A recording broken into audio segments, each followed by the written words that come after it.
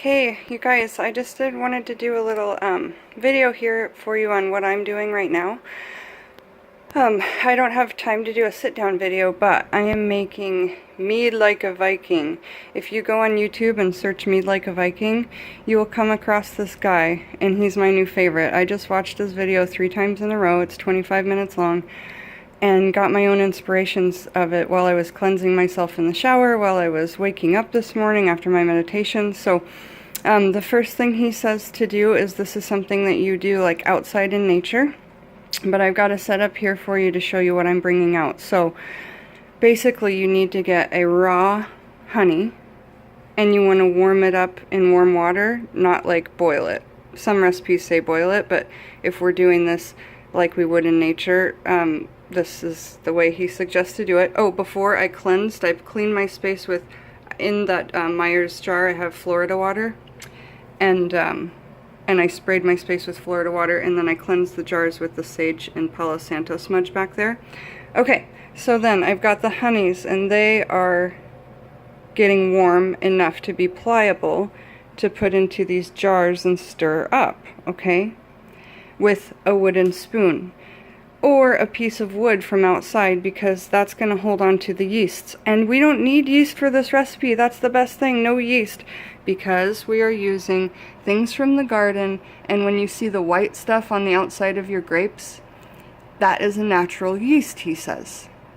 So when you use things from your garden, and you don't even need a pump thing to aerate the top of the bottle when you do it like a Viking, because, and the guy in the video talks about a lot of magical points, you guys. Like, he's basically like he says you need to stir intent into it and ask the brewing gods for help. This is what I'm talking about, yeah? So he even says it's like magic, my magic stick. So he says also that you want to keep like something of magic, like a little piece of oak or of wood that's special to you, or even a family heirloom. This is a family heirloom of ours. It's a deer horn on one end, and then oak wood on the other side. So I'm going to be using this to stir up my magical mead. And then you want to put whatever herbs you want in for intention to make, oh, I'll mispronounce it, but I'll spell it in the title. But basically it's a witch's name for mead with herbs.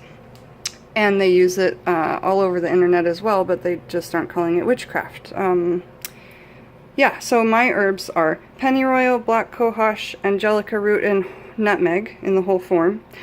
And I don't want to say the properties, but you can pair them up pretty easily. And then my goddess Bass told me to add chamomile, because that's an ancient one of these. She told me that, I'm just not finding it in the books in my meditation this morning. So I'm going to make this mead to help me, and apparently this mead will be done in like 4 to 5 days if you stir it every day and keep it in a warm corner of your home with just this on it. And of course, you know, if you could have a place outside where you could keep it warm the whole time, you could do this as well. But I've picked 7 grapes here, and the 7th grape has a teeny tiny little guy attached to it, which is also like kind of interesting in this working that I'm doing. So I'm offering Bastet some frankincense incense here. I've lit 3 candles, and yeah, I will show you the finished product. You have to stir it a couple times a day, and when you're stirring it, he even says, ask the brewing gods for help, stir in your intent. So I'm going to try and link the video. I know I always say that, but I'm really trying, you guys. My life is busy. I love you, though. I'm showing you what I'm doing all the time. I'm witching all day, every day, when I'm not working. All right. Love you all. See you soon.